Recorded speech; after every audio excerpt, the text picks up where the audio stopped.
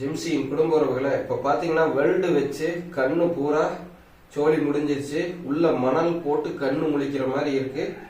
ஏற்கனவே பார்த்திருப்பீங்க நேற்று என்ன செய்தோம். ஸோ அந்த புகையும் அந்த வெளிச்சத்தையும் பார்த்து கண்ணாடி இல்லாம என்னால, அதாவது கண்ணாடி போட்டு சரியா வைக்க முடியல.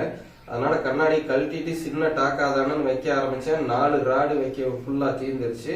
கண்ணு பூரா பயங்கரமான இது. நைட்டு பாத்தீங்கன்னா நல்ல நெருன்னு ரொம்ப சிரமம். நைட்டே ஆரோக்கியமான வாழ்வுக்கான 1200 மூச்சுக்களை 11:30 மணிக்கு செய்துட்டு படுத்த ஓரளவுக்கு பரவாயில்ல. இப்ப காலையில எந்திரிச்சு இப்ப காலையில கொடுக்க வேண்டிய குருபாகம் ஃபைபர் ரிச் புரோட்டீன் குருபாகத்தை கொடுத்துட்டு இப்போ சாப்பிட்டதுக்கு அப்புறம் போடுற ஆசனத்தையும் போட்டு இப்போ பத்மாசனத்துல சிங் முத்திரையில இருந்து என்ன மறுபடியும் பாத்தீங்கன்னா பிராணசக்தி அதிகப்படுத்தி கண்ணுக்கு போக வேண்டிய ரத்த ஓட்டத்தை அதிகமா பண்ணி என்ன பண்ண போறேன், இதுல இருந்து மீண்டுக்க போறேன்.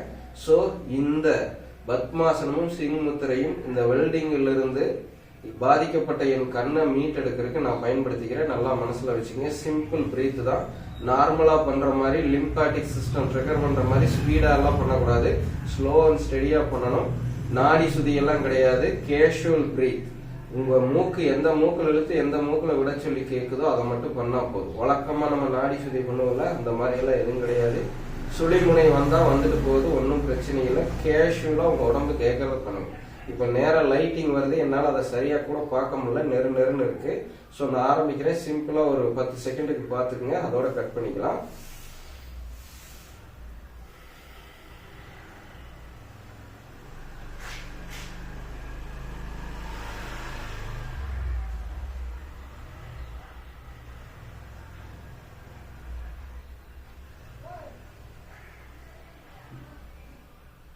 நார்மலா ஒரு பிரீத் விடுறக்கும் இப்போ 4ல இருந்து 5 பிரீத் விடுறக்கும் ஒரே டைமிங்கா இருக்கும்.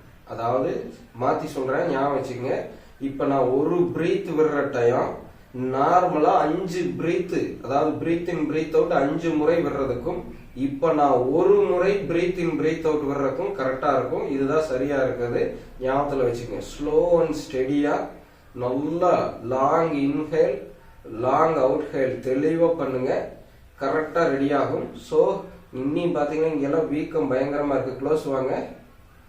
கரெக்டா இதுகிட்ட வாங்க பக்கம்.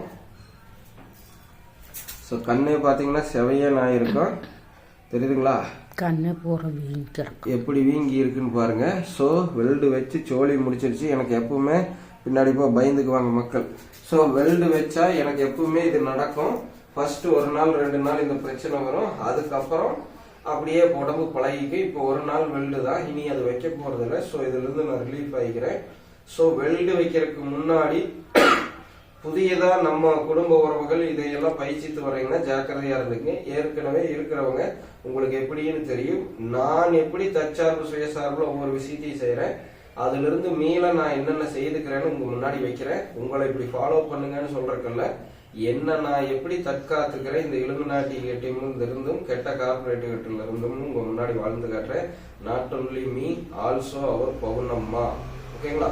அனைவரும் இயற்கையோட இன்பமாய் வாழ்வோம். நான் உங்கள் ஜெம்சி குரு, உங்கள் பவுனம்மா.